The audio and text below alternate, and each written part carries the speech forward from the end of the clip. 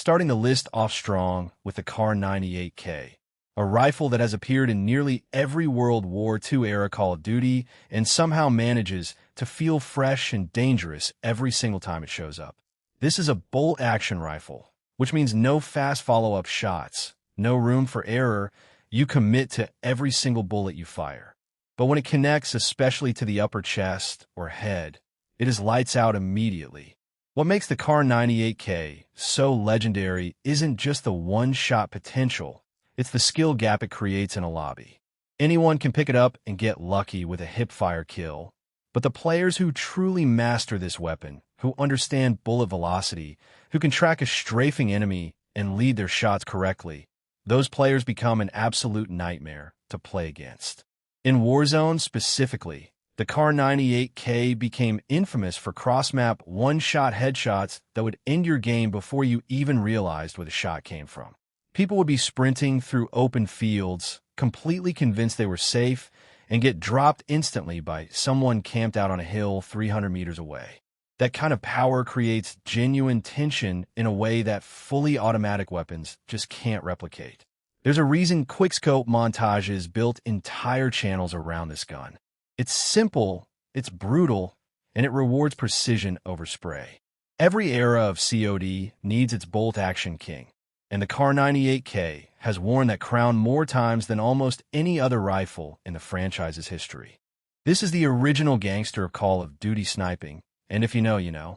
The L96A1 debuted back in the 2007 Modern Warfare era, and it basically taught an entire generation of players how to snipe in the first place. Before kill streaks got complicated, before attachments became a whole science, before quickscoping had a name, people were already learning the fundamentals of Call of Duty sniping on this exact rifle. It has a noticeably slow bolt cycle compared to later snipers, which means you genuinely have to commit to your shot placement because there's no quick correction if you miss. But in search and destroy lobbies, in one-life game modes where every decision matters, the L96A1 turned into an absolute weapon of fear. Good players could lock down entire lanes with this thing, forcing enemy teams to take longer, riskier routes just to avoid a sniper's line of sight.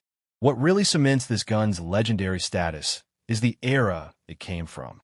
Modern Warfare 2007 is considered by a huge chunk of the community as the golden age of Call of Duty, and the L96A1 was right there at the center of that golden age. Half of the sniping culture that exists in this franchise today, the terminology, the playstyles, even some of the community tournaments, all of it traces its roots back to lobbies running this exact rifle. It might not have the flashiest stats by today's standards, but historically, culturally, this gun is untouchable. Respect the classics, because without the L96A1, sniping in this franchise might look completely different today. Now we're moving into the more modern era with the HDR, a 50 caliber monster that came out of Modern Warfare 2019 and immediately became a Warzone staple. What separates the HDR from earlier snipers on this list is the sheer bullet velocity and the almost non-existent bullet drop at extreme ranges. Previous snipers in the franchise required serious compensation for distance. You had to account for arc, for travel time, for drop over hundreds of meters. The HDR basically said forget all of that. Here's a laser beam with a 50 caliber punch behind it. This completely changed how long-range engagements worked in Warzone.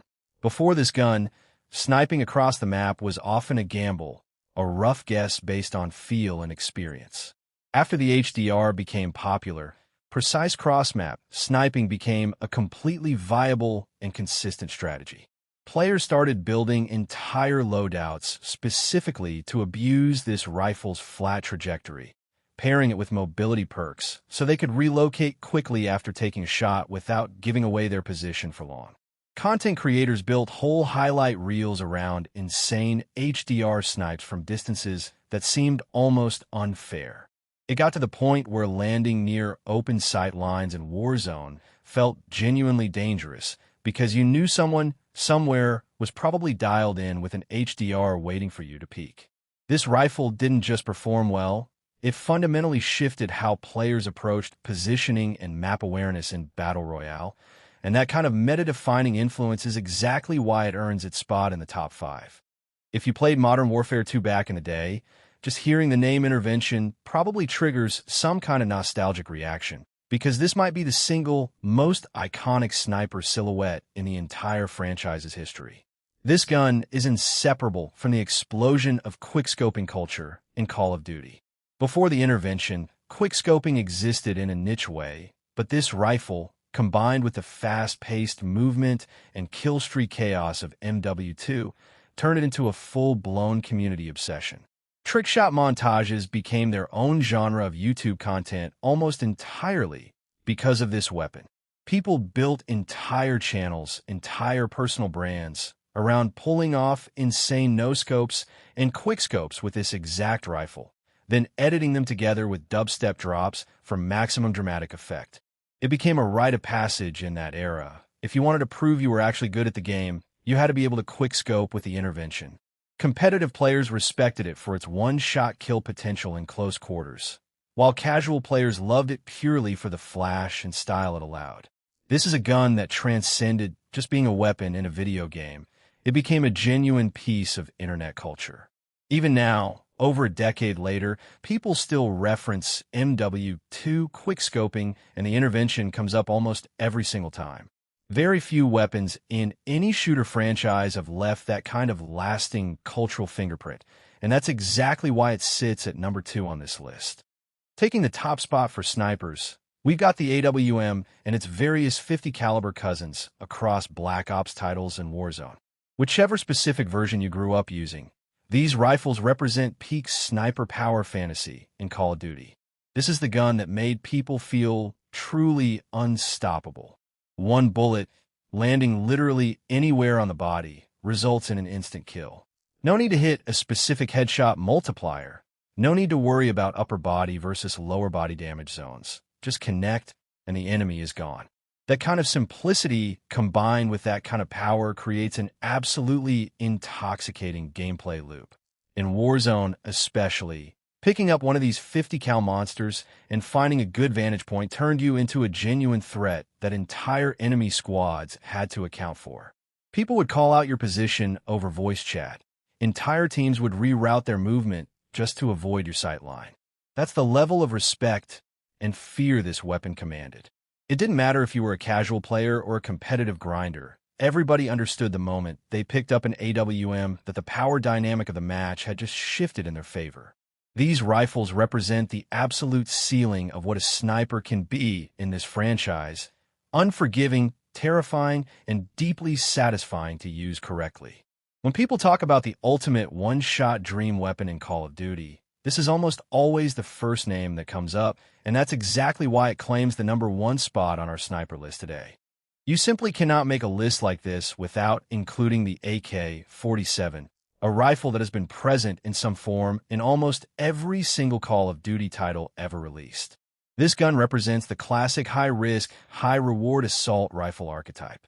It hits incredibly hard, often capable of dropping enemies in fewer shots than most other rifles in its class. But that damage comes at a steep cost in the form of brutal, punishing recoil. Controlling this weapon separates good players from great players. Anyone can spray and pray with a low recoil laser beam gun, but taming the AK-47's kick pattern takes genuine practice and muscle memory. This is exactly why it's considered a true skill gun by the community. When you see someone absolutely dominating a lobby with an AK, there's a real sense of respect that comes with it, because you know they've put in the time to master that recoil pattern.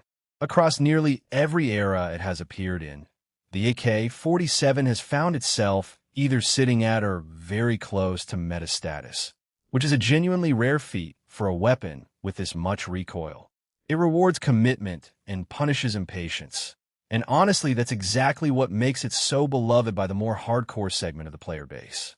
Casual players might get frustrated fighting the recoil, but once you put in the reps, this rifle becomes one of the most satisfying weapons to absolutely dominate a lobby with, era after era, game after game.